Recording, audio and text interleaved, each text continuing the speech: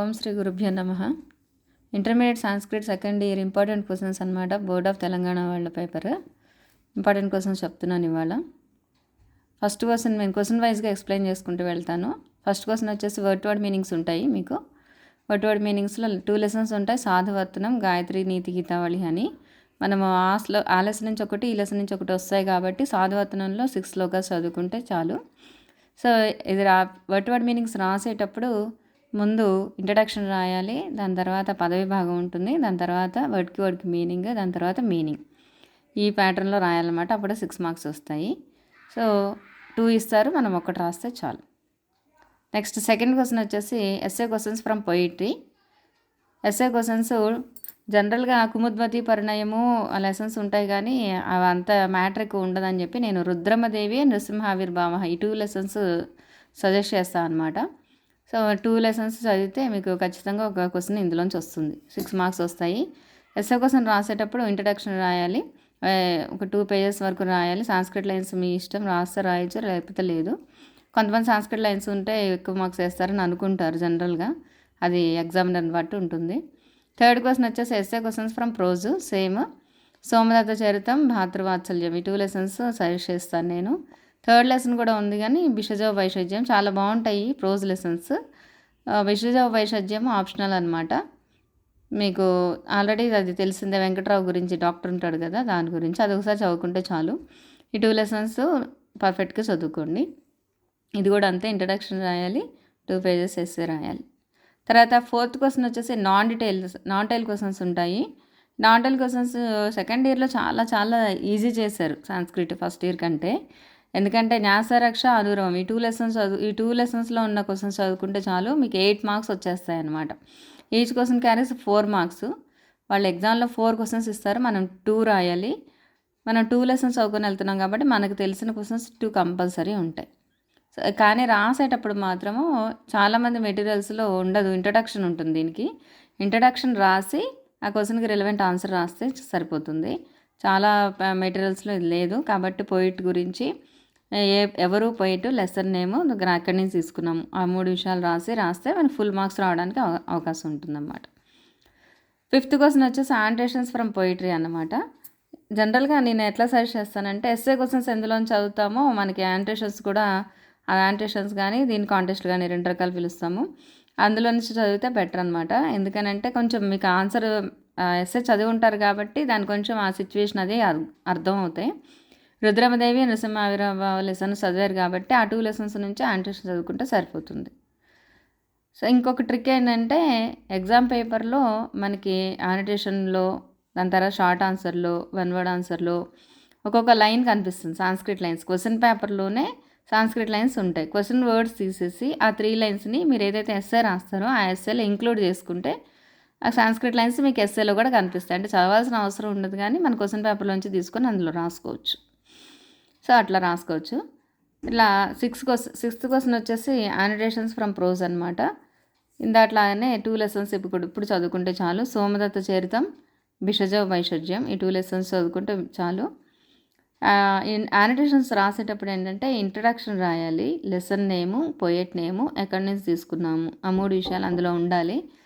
భిషజ వైషజ్యం కూడా అంతే, అందులో కూడా ఇంట్రడక్షను, మీనింగ్, కాంటెక్స్ట్ ఆ 3 విషయాలు రాస్తేనే ఫుల్ మార్క్స్ వస్తాయి అన్నమాట. 4 ఇస్తారు, 4లో నుంచి మనము 2 రాయాలి. దాని తర్వాత 7th question short answers from poetry. Short answers ఇందాక చెప్పుకున్నట్లుగానే మనము ఎస్ఎస్ ఎందులోంచి చదువుతామో అందులోంచి చదవచ్చు. సాధువర్తనము, గాయత్రి, నీతి, గీతావళి, నృసింహావిర్భావ ఈ 3 లెసన్స్ చదువుకుంటే చాలు. ఆ 3 లెసన్స్లో కూడా మీకు 4 క్వశ్చన్స్ ఇస్తారు, 4లో నుంచి మనకి 2 వస్తే సరిపోతుంది.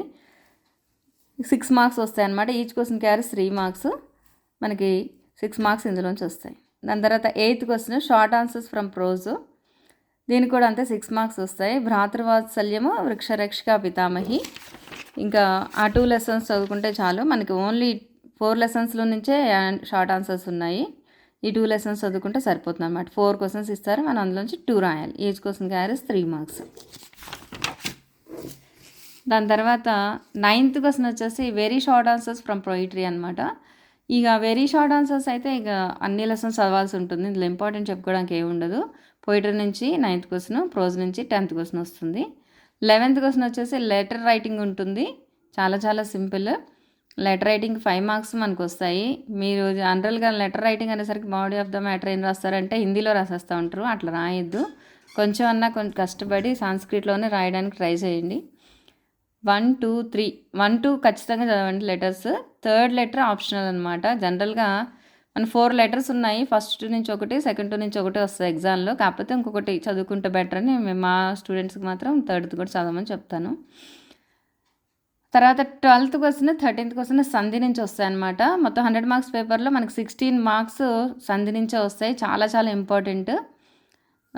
16 మార్క్స్ అంటే మీకు పాస్ మార్క్స్ అనమాట. అందుకని సందులు చాలా బాగా చదవాలి, రాయాలి. ఫస్ట్ ఇయర్ కంటే సెకండ్ ఇయర్ చాలా సింపుల్ సందులు, ఎందుకంటే ఎగ్జాంపుల్స్ చాలా తక్కువ ఉన్నాయి. ఇందులోంచి 4 సంధి నేను సెలెక్ట్ చేశాను. స్తుత్వ సంధి, ష్టుత్వ సంధి, జస్త్వ సంధి, అనునాసిక సంధి. ఈ 4 సంధులు. ఇందులో నుంచి ఎగ్జాంపుల్స్ ఈచ్ వన్ ఒక 10 టైమ్స్ రాస్తారా, 20 టైమ్స్ రాస్తారా, ఎట్లయినా ప్రాక్టీస్ చేసి రాయండి. ఎగ్జామ్లో ఇచ్చేటప్పుడు 8 ఇస్తారు. 8లో నుంచి మనం 4 రాయాలి. 12th క్వశ్చన్ విడదీసి వాళ్ళు కల్పిస్తారు, మనం విడదీసి సంధి పేరు రాయాలి. 13th క్వశ్చన్ కల్పిస్తారు, మనం విడదీసి సంధి పేరు రాయాలి. సో అట్లాగా 16 మార్క్స్ వస్తాయన్నమాట. జనరల్గా 8 ఇచ్చినప్పుడు మనం మినిమం ఒక 7 or 6 రాయడానికి ట్రై చేయండి. ఎందుకంటే ఒక్కటి మీద మిస్టేక్ పోయినా 2 మార్క్స్ పోతాయి అన్నమాట. అందుకని ఆ మిస్టేక్స్ పోకుండా ఉండాలంటే చాయిస్ కూడా రాయాలి.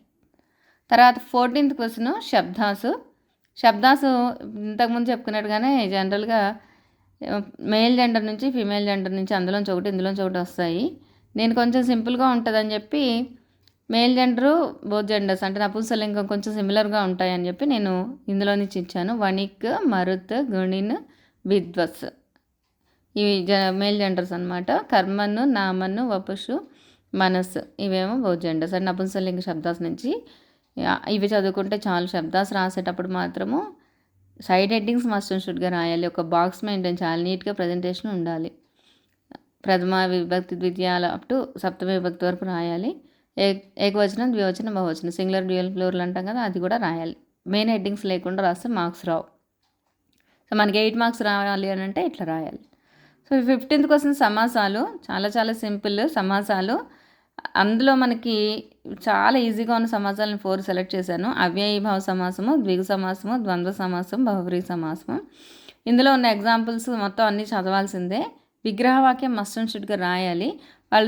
వాళ్ళకి ఎగ్జాంపుల్ అడిగితే ఫర్ ఎగ్జాంపుల్ ప్రతిదినం అని అడుగుతారు. మనం ఏం రాయాలి? దినే దినే అని రాసి అవ్యయీభావ సమాసం అట్లా రాయాలి. విగ్రహవాక్యం రాయిపోయిన మార్క్ రాదు, సమాసం పేరు రాయిపోయిన మార్క్స్ రావు. అందుకని 2 రాస్తేనే మార్క్స్ వస్తాయి. వాళ్ళు 6 ఇస్తారు, మనము 3 రాయాలన్నమాట. 3 2s are 6 మార్క్స్. ఒకటి ఎక్స్ట్రా రాసుకున్నా ప్రాబ్లం ఉండదు, ఎందుకనంటే మార్క్స్ పోకుండా ఉంటాయి కాబట్టి. మనం అలాగ 4 చదువుతాం కాబట్టి మనకు తెలిసినవి ఖచ్చితంగా 4 ఉంటాయి అందులో. తర్వాత కరెక్ట్ ద ఫాలోయింగ్. ఇందులో మనము ఇంపార్టెంట్ చెప్పుకోవడానికి ఏమి ఉండదు. ఆల్ సెంటెన్సెస్ చదవాలి. ఇక్కడ సెంటెన్స్ ఎందులో ఉంటే అంటే సింగులర్, డ్యూయల్, ప్లూరల్ ఉంటాయి. సెంటెన్స్ ఎందులో ఉంటే మనం ఆన్సర్ కూడా అందులోకి రాయాలన్నమాట. వాళ్ళు సెంటెన్స్ ప్లూరల్లో ఇచ్చి వర్డ్ ఏమో సింగులర్లో ఇస్తారు. అట్లా చేంజ్ చేసుకుంటూ రాయాలన్నమాట. కొంచెం ప్రాక్టీస్ చేస్తే వచ్చేస్తాయి. దీనికి 5 మార్క్స్ వస్తాయి. సో ఇంతేనమ్మా. ఇంకా ఏమైనా డౌట్స్ ఉన్నాయి, ఏమైనా క్లాసెస్ కావాలన్నా మీరు నా కామెంట్ సెక్షన్లో పింగ్ చేస్తే నేను నెంబర్ ఇస్తాను. ఆన్లైన్ క్లాసెస్ కూడా తీసుకుంటాను. ఎవరికైనా ఇంట్రెస్ట్ ఉంటే అడగచ్చు. All the best. Thank you so much.